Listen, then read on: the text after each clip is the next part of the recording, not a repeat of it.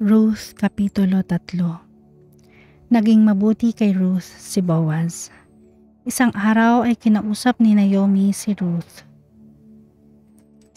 Sabi niya, "Anak, kailangang ihanap kita ng magiging asawa upang magkaroon ka ng sariling tahanan.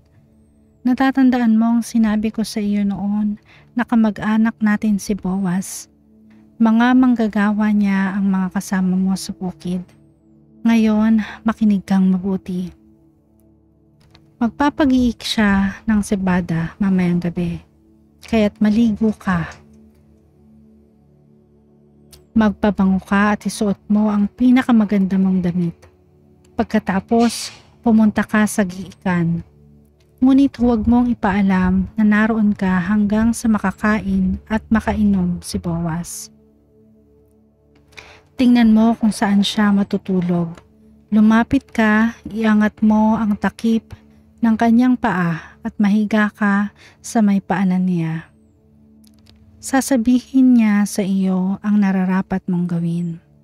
Sumagot si Ruth, "Gagawin ko pong lahat ang inyong sinabi."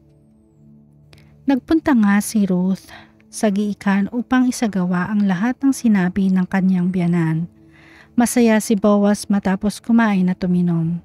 Maya-maya'y nahiga siya at natulog sa tabi ng bunton ng sebada. Marahang lumapit si Ruth. Iniangat ang takip ng paa ni Boaz at nahiga sa paanan nito. Nang maghahating gabi, nagising si Boaz. Nagulat siya nang makitang may babaeng nakahiga sa paanan niya. "Sino ka?" tanong niya. "Si Ruth po, ang inyong lingkod," sagot ng babae. "Isa kayong kamag-anak na malapit kaya dapat ninyo akong kalingain at pakasalan." Sumagot naman si Boaz, "Pagpalain ka ni Yahweh. Higit na kagandahang loob sa aming angka ng ginawa mong ito kaysa ginawa mo sa iyong biyanan. Hindi ka naghanap ng isang lalaking bata pa na maaaring mayaman o mahirap. Ipanatag mo ang iyong loob.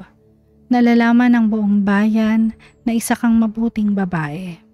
Gagawin ko ang lahat ng sinabi mo. Totoo ngang ako'y malapit ninyong kamag-anak at may tungkulin sa iyo. Ngunit may isang mas may malapit na kamag-anak kaysa sa akin. Dito ka muna hanggang madaling araw. Bukas ng umaga aalamin natin kung papakasalan ka ng lalaking sinasabi ko. Kung hindi, ipinapangako ko kay Yahweh ang buhay na Diyos, nagagampanan ko ang tungkuling ito. Matulog ka na muna ngayon. Kaya't natulog si Ruth sa may paanan ni Boaz hanggang sa mag-umaga. Ngunit bumangon siya bago sumikat ang araw sapagkat sinabi ni Boaz nang walang dapat makaalam na nagpunta siya sa giikan. Nang paalis na si Ruth, sinabi ni Boaz, "Iladlad mo ang iyong balabal."